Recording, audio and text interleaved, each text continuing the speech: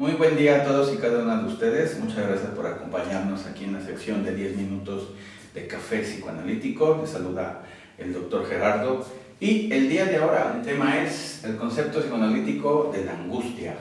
Nos vamos a basar en el seminario 10 de Lacan y en el escrito de Freud de Inhibición y síntomas de angustia, del tomo 20 de las obras completas de Morortu, entre otros, los más importantes.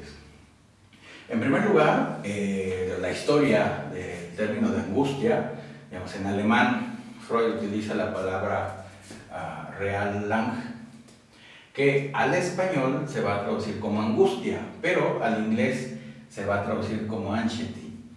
Y el problema es que los libros psicoanalíticos en inglés traducidos al español van a aparecer con el término de ansiedad. Ya no, algunos van a desaparecer la angustia, bueno, el término, y va a aparecer la ansiedad.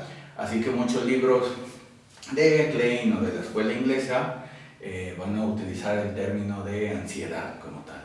Así como también se traduce el instinto en vez de pulsión, porque en inglés la palabra pulsión como tal no existe, o la tuvieron que recrear al decir drive, pero muchos de las antiguas traducciones aparece como instinto cuando quiere decir pulsión. Pero bueno, cosas del lenguaje y de las traducciones. Y bueno, en primer lugar, ¿cómo se puede definir la angustia? Como un sentimiento, un afecto. Al fin de cuentas eso es porque se siente la angustia, no se piensa, se siente. Es una alerta ante un peligro, sea un peligro real, imaginario, un peligro interno o externo.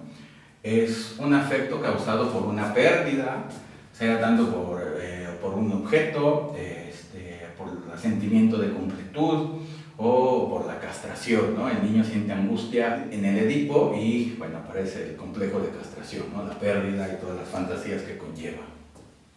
¿Para qué va a servir la angustia?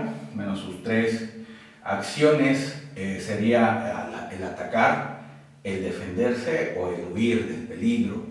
Pero también hay una acción patológica que es enfermarse, ¿no? Digamos, las personas pueden tener angustia y al no poder hacer estas tres, se enferman.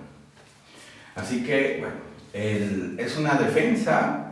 La angustia también va a ser una defensa contra un trauma psíquico, por supuesto.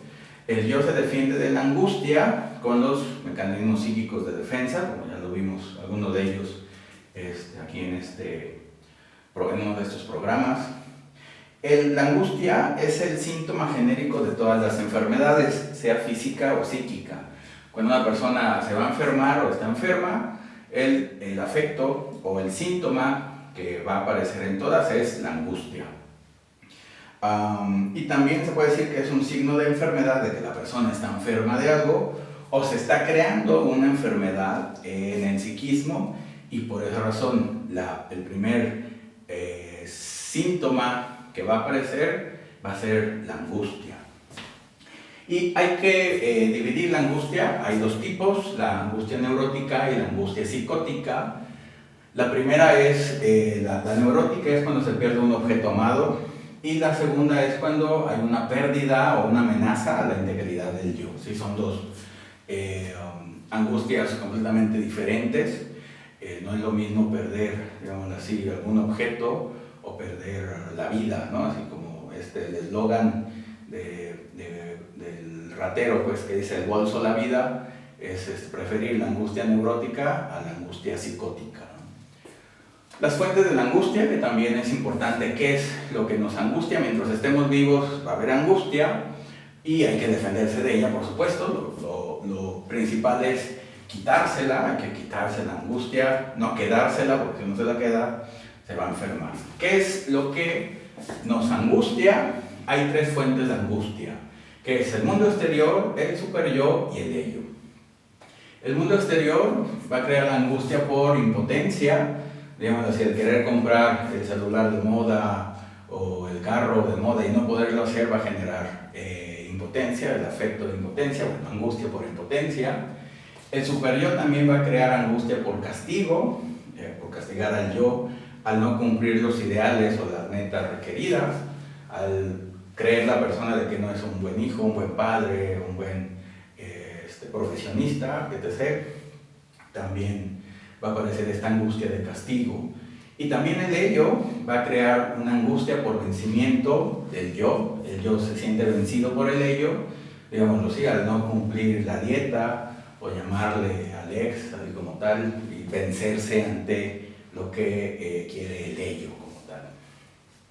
También otros aspectos o características de la angustia, se puede decir de que la angustia es lo que no está simbolizado, es el afecto de la tentación, el estar tentado a hacer, lo primero que va a aparecer va a ser la angustia, por no poder alcanzar el goce, en primer lugar, o por no satisfacer la demanda o el deseo del gran otro o de alguien más, ¿no? O de la propia persona.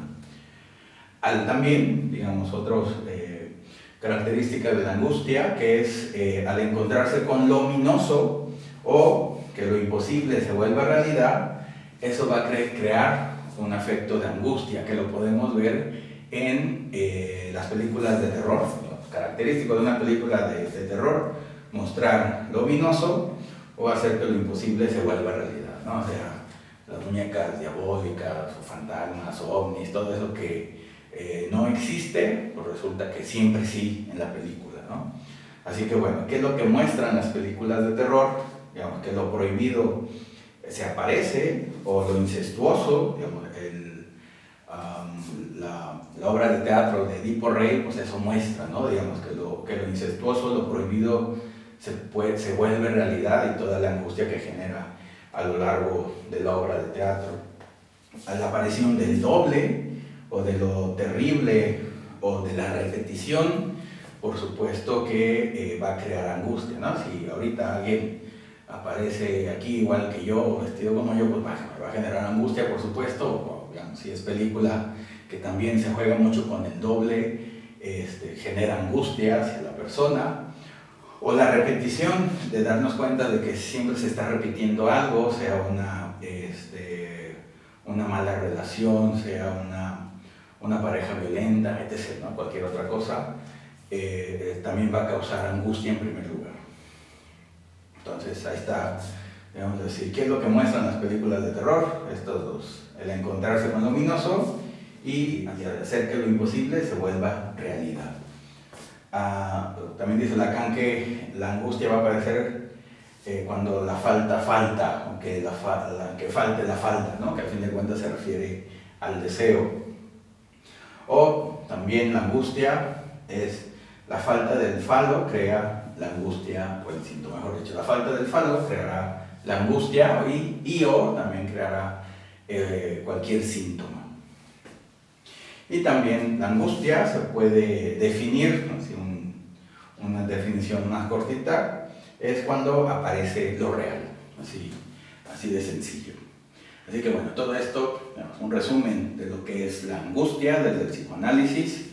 Espero les haya gustado y quedado claro y se entienda mejor tanto a nivel de la teoría como a nivel de la clínica a qué nos enfrentamos cuando un paciente tiene angustia.